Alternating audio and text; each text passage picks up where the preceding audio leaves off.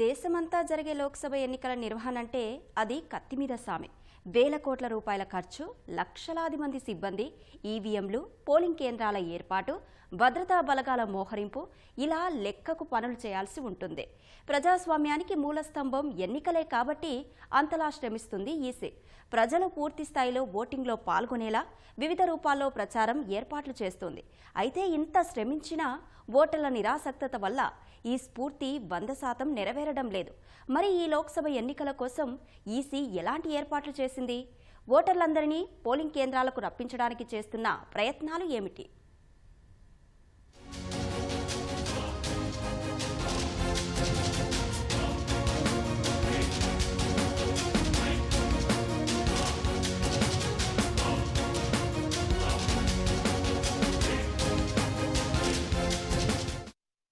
దేశంలో ఎన్నికల నిర్వహణ కేంద్ర ఎన్నికల సంఘానిది. ఇందుకోసం వేల కోట్ల రూపాయలను ఖర్చు చేస్తూ ఉంటుంది ఈసీ. 2024 లోక్సభ ఎన్నికలు ఏప్రిల్ 19న మొదలు కాగా 7వ దశ అయిన జూన్ 1న ముగియనుండగా ఫలితాలు జూన్ 4న వెలువడనున్నాయి. అయితే ఎన్నికలు ఏప్రిల్ 19న మొదలైనా అంతకు 6 నెలల ముందు నుంచే తమ పని ప్రారంభిస్తుంది ఈసీ. రాష్ట్రాలన్నీ తిరుగుతూ పోలింగ్ ఏర్పాట్లు, భద్రతా చర్యలు, సిబ్బందిని సమకూర్చుకోవడం, పోలింగ్ కేంద్రాల ఏర్పాటు వంటివి పర్యవేక్షిస్తుంది. అప్పటి నుంచి మొదలై ఫలితాలు వెలువడే రోజు వరకు ఈసీకి నిత్యం పరీక్షే. అయితే ఎన్నికల సంఘం సిబ్బంది ఇంతలా శ్రమించి ఎన్నికలు నిర్వహిస్తూ ఉంటే ప్రతి ఎన్నికల్లోనూ ఓటింగ్ శాతం తగ్గడం ఆందోళన కలిగిస్తోంది. ఓటర్లు పూర్తి స్థాయిలో పోలింగ్ ప్రక్రియలో పాల్గొనకపోవడంతో ప్రతిసారి పోలింగ్ శాతం తక్కువగానే నమోదవుతూ ఈసీ శ్రమ వృధా అవుతోంది. ప్రజాస్వామ్య స్ఫూర్తిని నిలబెట్టాలన్న ప్రయత్నాలన్నీ ఓటర్ల నిర్లిప్తతతో పూర్తి స్థాయిలో ఆశించిన లక్ష్యం చేరడం లేదు. ఓటింగ్ శాతం పెరగకపోవడంలో 2 ప్రధాన కారణాలున్నాయి. ఒకటి, కొంతమంది పనిచేస్తున్న ప్రాంతంలో ఓటు లేకుండా తమకు వేరే ప్రదేశంలో ఓటు ఉండటం, తద్వారా అది దూర ప్రాంతమైనప్పుడు వాళ్ళకి తెలియకపోవటం, అది అక్కడికి రావడానికి వాళ్ళ వెసులుబాటు లేకపోవటం అనేది ఒక ప్రధాన కారణం.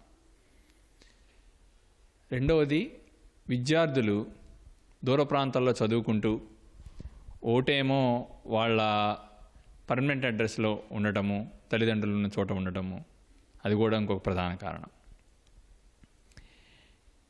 నాకు తెలిసినంత వరకు అందుబాటులో ఉండి ఓటింగ్లో భాగస్వామ్యం కాని వాళ్ళ సంఖ్య తక్కువగా ఉంటుంది. అలాంటి వాళ్ళు సాధారణంగా ఎక్కువ మంది భావించేటట్లుగానే బాగా సంపన్నులు, ప్రజాస్వామ్యంలో భాగస్వామ్యం అవటానికి అయిష్టత చూపించే వాళ్ళు కొద్దిమంది ఉంటారు. అంతే తప్ప ఎక్కువ మంది మాత్రం అందుబాటులో ఉంటే ఓటింగ్లో భాగస్వాములు అవటానికి, ఓటు చేయడానికి ఇష్టపడతారు. పోలింగ్ ప్రక్రియ పూర్తి స్థాయిలో విజయవంతం చేసేందుకు ఎన్నికల సంఘం పలు సాహసోపేత నిర్ణయాలు కూడా తీసుకుంటుంది. ఉగ్రవాదులు, మావోయిస్టు ప్రభావిత ప్రాంతాలకు సైతం వెళ్లి ఈసీ సిబ్బంది విధులు నిర్వహిస్తారు. మారుమూల అటవీ, కొండలు, లోయ ప్రాంత ప్రజలు సైతం ఓటు హక్కు వినియోగించుకునేలా అక్కడికి వెళ్లి పనిచేస్తారు. రహదారి సౌకర్యం లేని ప్రదేశాలకు గుర్రాలు, ఒంటెల ద్వారా వెళ్లి పోలింగ్ నిర్వహిస్తారు. ప్రజలు పూర్తి స్థాయిలో ఓటు హక్కు వినియోగించుకునేలా పడవల్లో వెళ్లి మరీ పనిచేస్తారు. పోలింగుకు ఒకరోజు ముందే ఆయా ప్రాంతాలకు చేరుకొని రాత్రికి అక్కడే బస చేస్తారు. చాలీచాలని సౌకర్యాలు ఉన్నా సర్దుకుపోతారు. పోలింగు ప్రక్రియని విజయవంతం చేయడం వెనుక ఎన్నికల సంఘం చేసే శ్రమ ఇంత దాగి ఉంటుంది. తెలంగాణలో ప్రతి ఎన్నికల్లో గ్రామాలతో పోలిస్తే నగరాలు, పట్టణ ప్రాంతాల్లో పోలింగ్ శాతం తగ్గుతూ వస్తోంది. నిరక్షరాస్యులతో పోలిస్తే అక్షరాస్యులు, ఉన్నత విద్యావంతులే ఎక్కువగా పోలింగుకు దూరంగా ఉంటున్నారు. ఈ నేపథ్యంలో పోలింగ్ శాతాన్ని పెంచేందుకు ఈసీ వివిధ మార్గాల్లో ప్రయత్నాలు చేస్తోంది. ప్రతి ఒక్కరూ ఓటింగ్లో పాల్గొనాలని ప్రసార, సామాజిక మాధ్యమాల్లో ప్రచారం చేస్తోంది.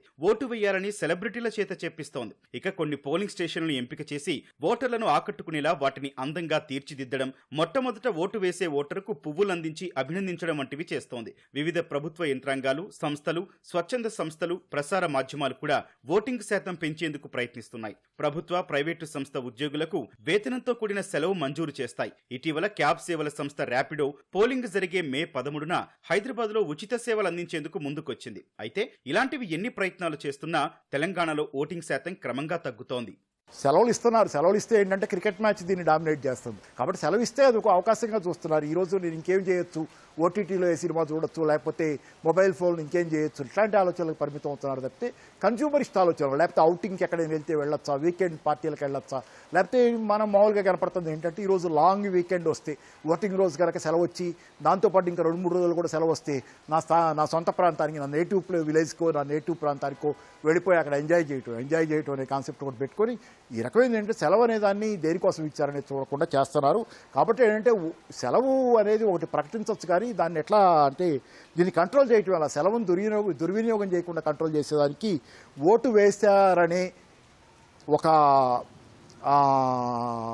దీన్ని ఒక సాక్ష్యాన్ని చూపిస్తే తప్పితే ఆ రోజుని సెలవుగా పరిగణించకుండా సెలవుగానా లేకపోతే ఆబ్సెంటీస్గా పరిగణించాలంటే ఓటు వేశారా లేదా అనేది చెక్ చేసేది కూడా కార్పొరేట్ కంపెనీల్లో కానీ ప్రభుత్వాలు సెలవులు ఇచ్చేటప్పుడు కానీ ఉండాలనేది ఒక ముఖ్యాంశంగా ఉండాలనుకుంటున్నాను నేను.